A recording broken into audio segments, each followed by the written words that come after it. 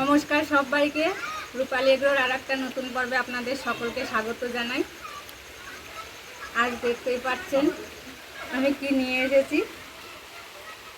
দুটো খরগোশের বাচ্চা।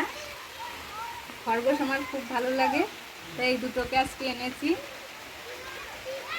আমার দিকেই তাকিয়ে আছে, এনে থেকেই বারবার খেতে দিচ্ছি আর এরা আমাকে একদম চিনে গেছে। এখন খাবে। কি খেতে হবে? এদের এখনো নাম রাখা হয়নি, কি নাম রাখবো আমি বুঝতে পারছি না। খুব খিদে পেয়ে গেছে, অনেক সময়ই খেতে দিইনি। এখন দেখি কিছু কি খায় এরা, কিছু খেতে দিতে হবে। সকালে একবার ঘাস খেয়েছে, এখন মনে হচ্ছে আর ঘাস খাওয়ার ইচ্ছা নেই, ঘাস খাবে না। এদের আমি মুড়ি দিয়ে দেখবো মুড়ি খাই নাকি।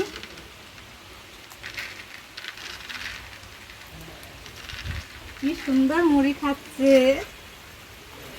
আয় এদিকে আয়, হ্যাঁ।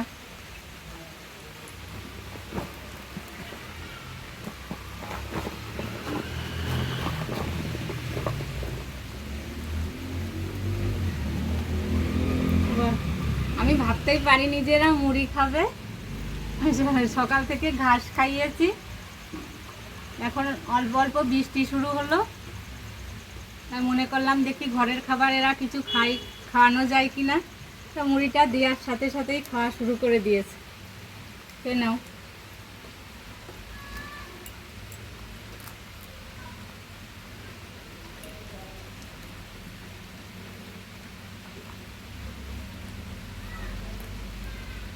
অনেক বছর আগে আমার 4-5টা খরগোশ ছিল, বাচ্চাও হয়েছিল।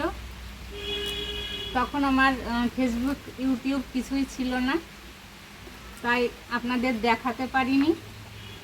এদের আবার নতুন করে আনলাম।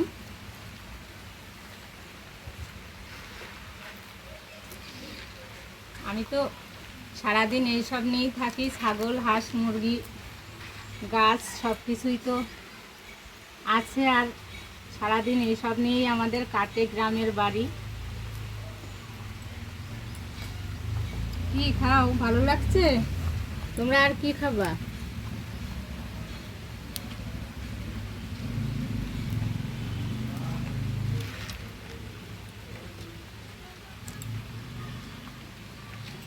পালিয়ে যাবি না কিন্তু, এরকম থাকবি, ডাকলেই কাছে চলে আসবি। এই যে নাও নাও নাও।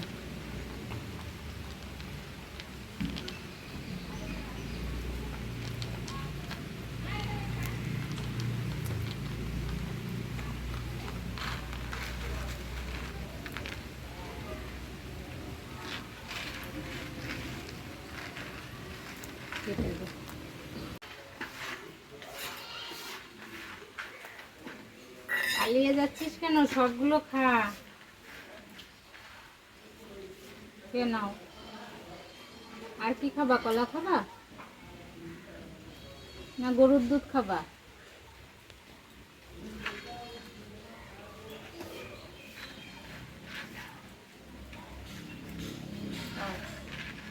গোলুমলু গোলুমলু গোলুমলু।